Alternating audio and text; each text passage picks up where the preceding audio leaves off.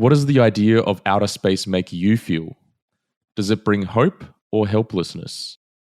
Our planet's billionaires seem to be dreaming about making sure the human race lives on. What sounds like genius, innovative forward thinking, however, seems to neglect many of the problems our world still faces. Welcome to Signs of the Times Radio.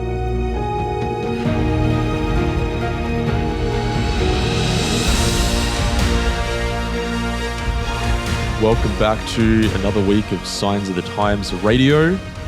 And this week we have a regular writer for the magazine and for our website, and that is Ryan Stanton. How you doing, my man? I'm doing good, all things considered. Lockdown's not great, but I'm coping. It's funny because every single time I get an author on here and I ask them how they're doing, they kind of always have the same response. Or maybe it's just because recently I've just been interviewing people on the Eastern Seaboard, so yeah, it's bound to be the same, I guess. But anyways, good to know that you're doing well. For many that don't know or haven't encountered Ryan's articles or podcasts before, Ryan is a PhD journalism student and he's doing his PhD in the area of podcasting, actually. So he's got more expertise in what we're doing right now than I do. How are your studies going, man? A lot of that's theoretical. Sorry, a lot of my podcasting expertise is theoretical. Dan's the man when it comes to hosting. Wow. Well, I feel very flattered that you'd say that. One thing I have noticed is that your articles are always very insightful for us, and I really appreciate that. I always get something interesting out of them whenever you go into certain topics. And one of the ones that I thought would be interesting to ask you to do was about space. It's pretty interesting. It's something that we don't really think about. It's there above us. You know, our planet is floating around in space, but we don't really think about it that often. Like, how often does someone look into the skies and think how small of our planet is in comparison to everything else? Is that what the experience is like for you? I mean, personally, and I dive into this a little bit in the article, especially when I was younger, I think about space a lot. It's always been an endless source of fascination for me because I think space sort of represents, in many regards, just like possibility. There's so much of it. And, you know, when we say like, oh, yeah, we are on such a small planet floating in space, the flip side of that is that there's so much to explore, so much unknown that's out there. And that always appealed to me. I wanted to be the first man on Mars, first person on Mars when I was younger, which unfortunately I think a little bit too young to have done that in all likelihood, considering the missions that are being planned now. And also I've chosen the wrong career path for that anyway. So I will have to settle with that just being a pipe dream. You can do a podcast about it. Maybe you can do a podcast with Elon Musk because he seems to be enjoying going on podcasts. And it was actually Elon Musk who, I think I was listening to one of his podcasts, I think it was with Joe Rogan, where he was talking about his plan to colonize Mars eventually. Now, the reason why we got you to write this article is because there is some space stuff happening in October, which is not unusual at all because there's space stuff happening every month. You just need to jump on even the space Reddit and find out how much all the space agencies around the world are really up to. Launches, you know, SpaceX, Blue Origin and stuff. But there are a few interesting ones this month. First of all, Russia is sending a film crew up into the International Space Station, which is so random. They're going to be there for a little while recording a movie. So that's going to be happening this month. Have you heard? I haven't heard a little bit on it in a while, so maybe it's a dead project. Maybe it's not actually going to amount.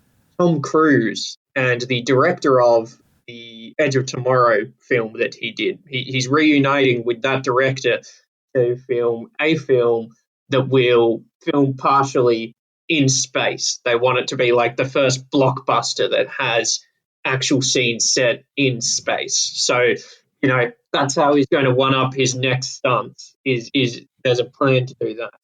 Yeah, that Tom Cruise guy is nuts. How much crazier can his stunts get, honestly? Like, he's been hanging off planes, you know, driving motorbikes off of a cliff and stuff. Like, yeah, anyway, the sky literally is the limit with that guy.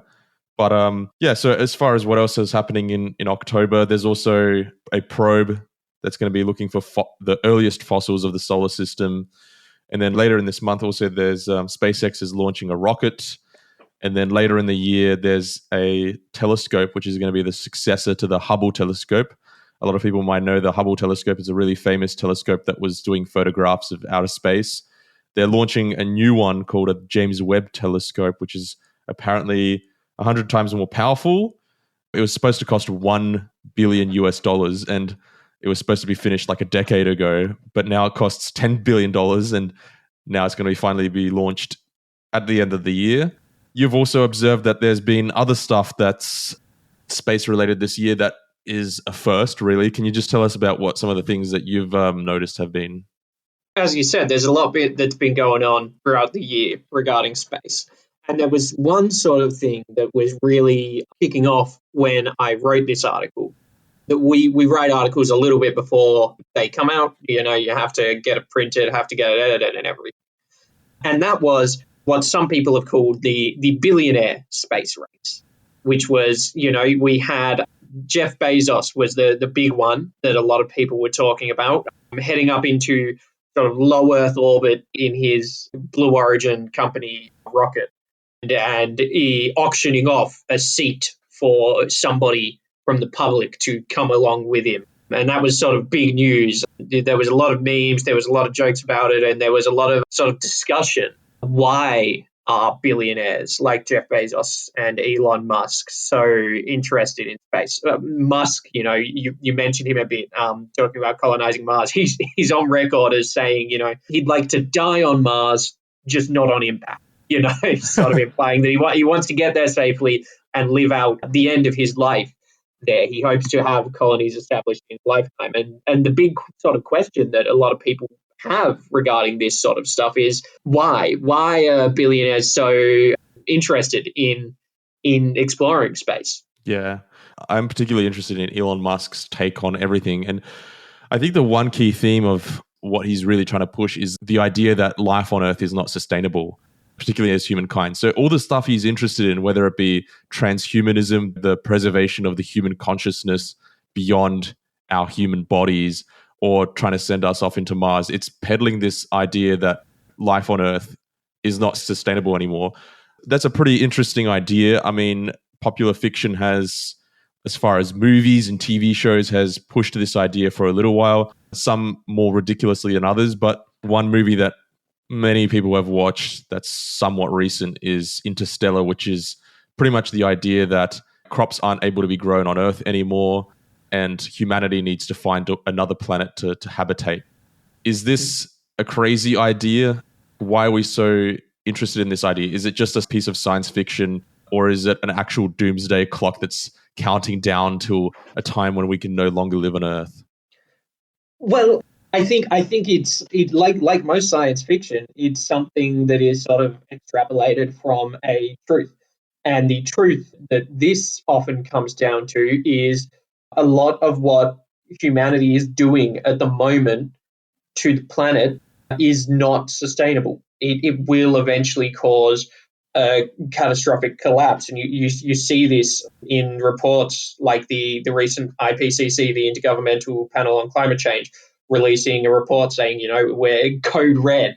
The effect we're having is very dangerous. And so Musk, especially when it comes to this sort of thing, he likes to advocate for more sustainable things. Whether he actually does that is something that has been a matter of great debate amongst a great many people. But, you know, his brand, part of his brand, Tesla, electric cars, you know, colonies on space, is building a more sustainable future for humanity, because what we're doing at the moment is not sustainable. It's known as the Anthropocene, which is like literally defined as the era where human impact is what has been affecting and governing the climate and the planet. And so, like, the truth is that, yes, there is potential for the catastrophes that he talks about to occur. And that's why people might look to the stars as a possible solution.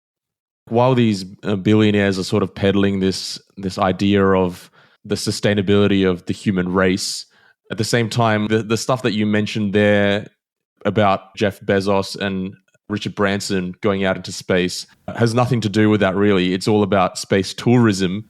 Given that everything you've just mentioned about the problems that we face on Earth currently, a lot of people have found that in a way very ironic that these billionaires are going out and just like they're planning on sending people up into space just to have a sus, essentially. What are some of the issues around that? Yeah, of course, there's a bit of irony, and you mentioned space tourism, and that really highlights that there are the two sorts of aspects of space exploration in this billionaire space race, and some people are involved more so in one, some people are more so involved in the other. There's that space tourism, which is essentially, turning trips into space into an attraction that, the wealthy can pay for, because make no mistake, for the foreseeable future, this space tourism is only going to be for the wealthy. It's not going to be cheap. But then the other side, right, is the colonization and the expansion of industry into space. And the publicized things that we see very much lean into the space tourism when it comes to Jeff Bezos and Richard Branson especially. It's a lot of that stuff. But one thing that Elon Musk and Jeff Bezos, though we don't see it as much, are interested in is this idea of industry into space. Bezos has been very on the record about, the idea of we need to sort of transform mining industries into space and put them out there, sort of thing. And it's a similar thing with Musk, right? He's wanting to build a lot of, colonies and things that are sustainable and that can bring people out to space, because he believes that taking stuff away from Earth takes the strain off Earth and will help make it more sustainable for all. And the irony here is that you can sort of see that in this divide between the two different types, you can see that the divides that are present at the moment that are causing a lot of the issues that we have are very likely to continue in space, even if all these endeavors end up being successful. It's like applying human solutions into space. It's a really interesting idea that you wrestle with throughout the article, which is about the cost versus the innovation and the idea itself. Just like I mentioned before, the Hubble telescope successor, the James Webb telescope, costing $10 billion. That's a lot of money, and that comes out of taxpayer pockets, obviously. And this isn't a new idea for us as citizens to be wrestling with this. I guess in this case, we're not really paying for the James Webb telescope here in Australia, but we do have our own space agency, and I'm sure they're going to be ramping up their own activities in the future. Still, nonetheless, it's an idea that's been wrestled with for ages.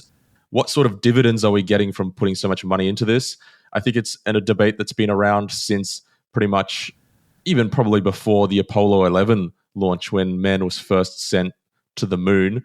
If you watch the movie First Man, great movie, shows that there was actually heaps of people protesting at what cost are we going to send a man to the moon? Like a whole bunch of astronauts were dying in order to achieve that goal. There was so much money being spent, and what are we going to get out of it? Just a sick flex that we made it to the moon. What do you make of this whole debate?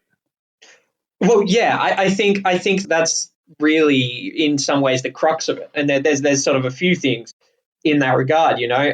When we talk about how much money is being spent on it, Jeff Bezos is on record as, and I'm paraphrasing slightly, but he has said that essentially part of the reason he's invested in space travel is that it was like the only way he could reasonably see to sort of invest all of his profits, because he's so rich. And, that just kind of rings a little hollow to me, considering it really highlights that a lot of what's happening here is a choice to invest in these things as opposed to investing in solutions to the problems, like more down-to-earth, grounded solutions to the problems we currently have. He could be investing in helping the homeless crisis in America. He could be invested in helping, third world poverty. He could be invested in helping so many things. And look, to an extent, some of the money does go towards that. That the idea of billionaires in taxation and charity is a whole separate article that maybe I'll write someday. The fact that he's choosing to invest in these things instead really highlights to me the ways in which when we talk about how money is being spent, space is not going to change the relationship between the haves and the have-nots.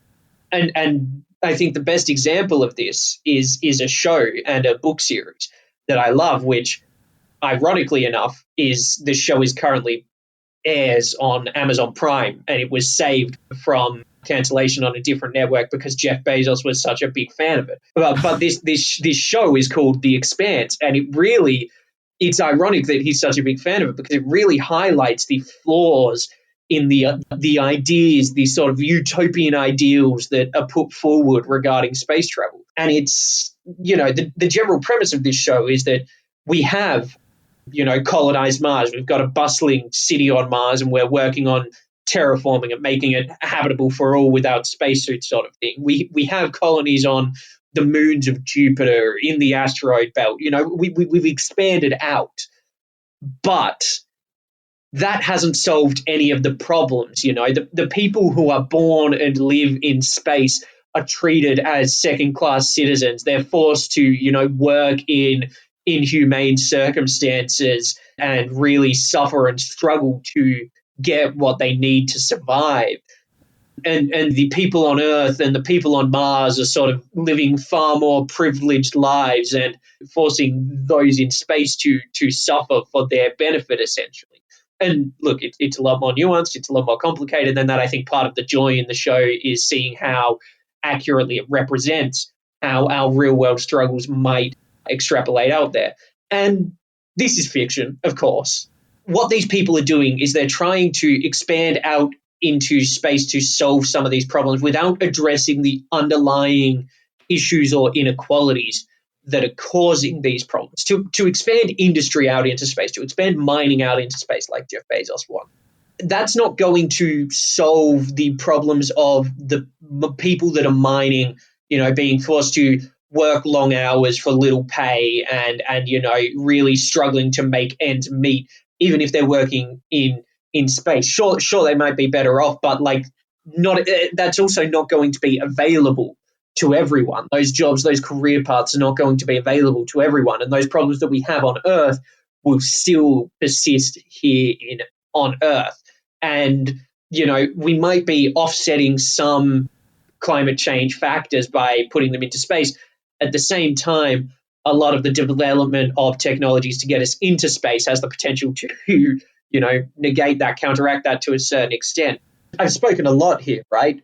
But I think ultimately that illustrates the situation is so complex at the moment. It is so multifaceted. There are so many intersecting issues and challenges that face all of us on this planet.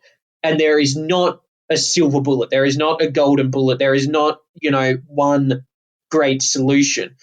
As enticing as space might be, it is just not that, and it just can't be that. You're absolutely right. And we do look at space with this sense of idealism that it holds all the answers. What is it about human nature that we tend to do that?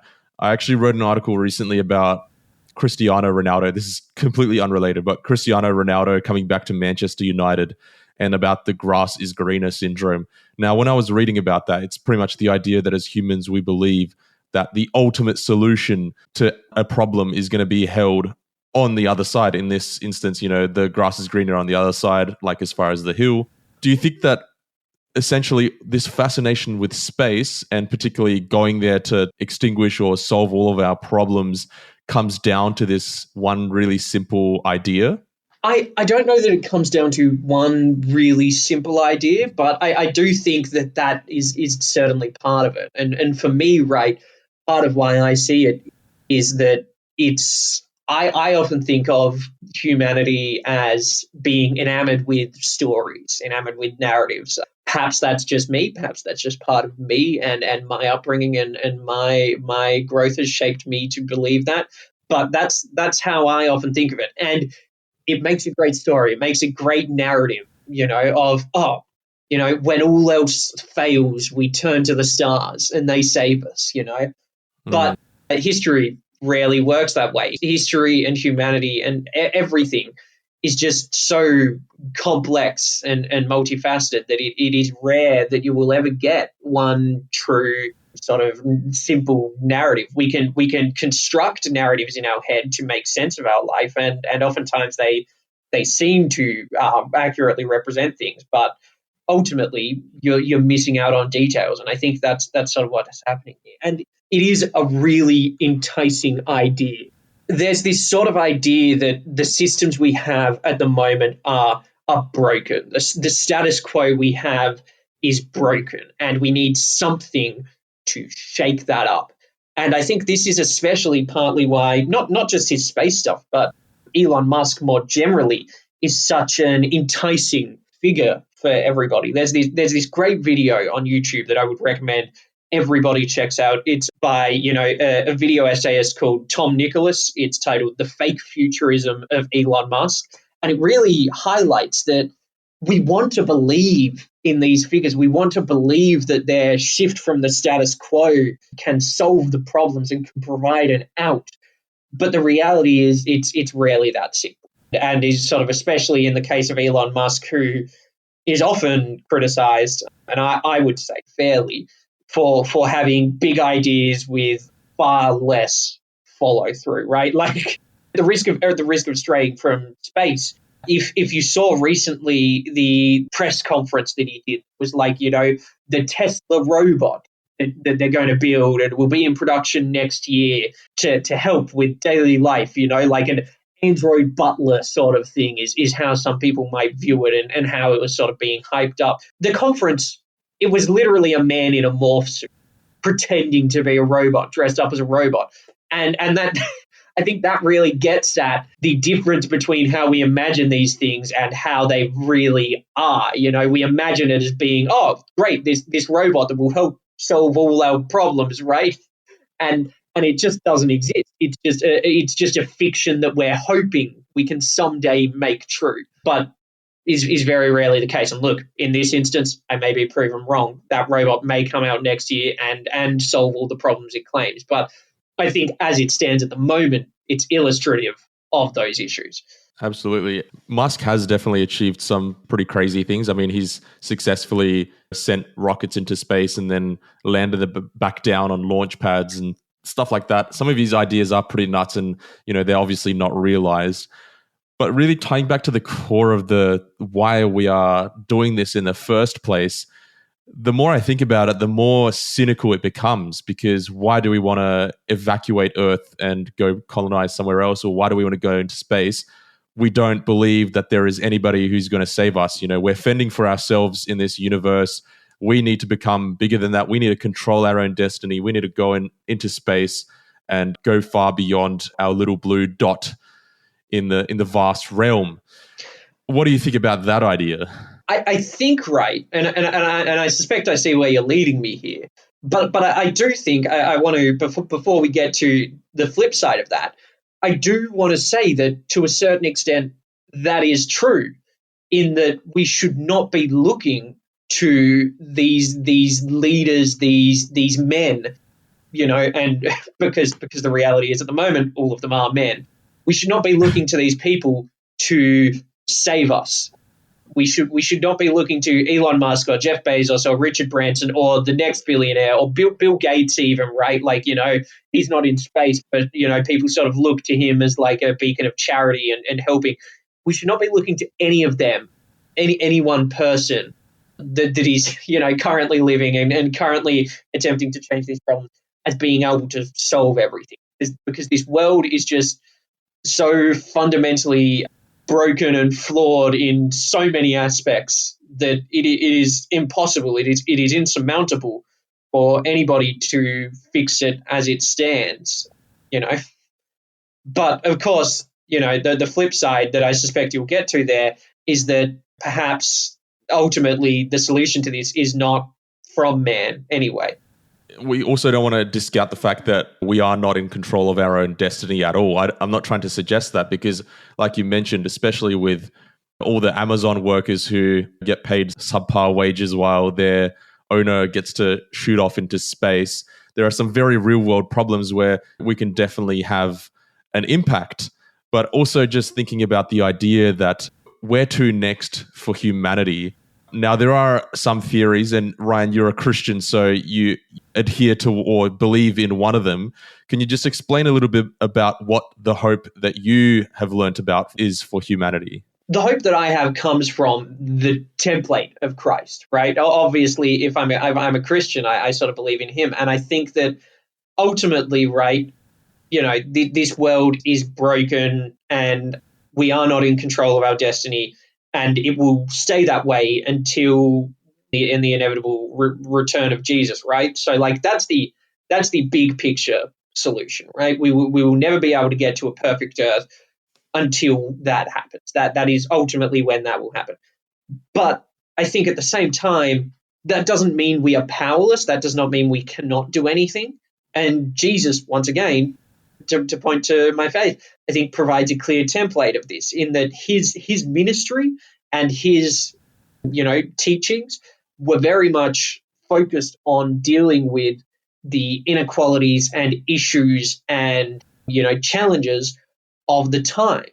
And he provides a blueprint of how we can do that by looking towards each other, not looking up to one specific savior, but looking towards each other and helping each other through embodying the actions that he did, the love, the kindness, the generosity, and the willingness to stop and pause and listen and help each other in our situations. And that's not going to solve anything. As I've mentioned, I'm under no illusions that the world is very difficult to navigate at the moment. And a lot of the issues that we have come from those in charge and those in power, the bigger institutions, which ironically we've been talking about them as the potential solution here, right? As that's how a lot of them present themselves. But I think they're the ones that are behind a lot of the issues. But that doesn't mean we can't work on a more personal level and a more individual level to try solve the problems and inequalities we see. Because I think ultimately that's the best we can be until, through collective action and working with each other and helping each other to attempt to enact the changes that we want, rather than looking to these one big saviors in Elon Musk or Jeff Bezos. I think that's what the best thing we can be doing at the moment while we wait in this flawed world is. Yeah, absolutely. It's a really cool, very personal idea that you extrapolate out of a sort of a cosmic conflict, that rather than for us to just be sitting around dormantly, if you believe in Christ's return or whatever it is that you believe, rather than just waiting around dormantly, why not put into action and recognize the needs around you and focus on those needs as well as the hope for the future. So a really cool idea. And thanks so much for joining us on Science Radio this week, Ryan. Yeah, look, thanks for having me. It's a topic I have a lot of thoughts on, and I hope I conveyed them in a way that partially makes sense. Today's episode was based on an article appearing in this month's Signs of the Times magazine. A subscription is just $26 for 11 issues a year. To find out more, visit signsofthetimes.org.au in Australia or signsofthetimes.org.nz in New Zealand.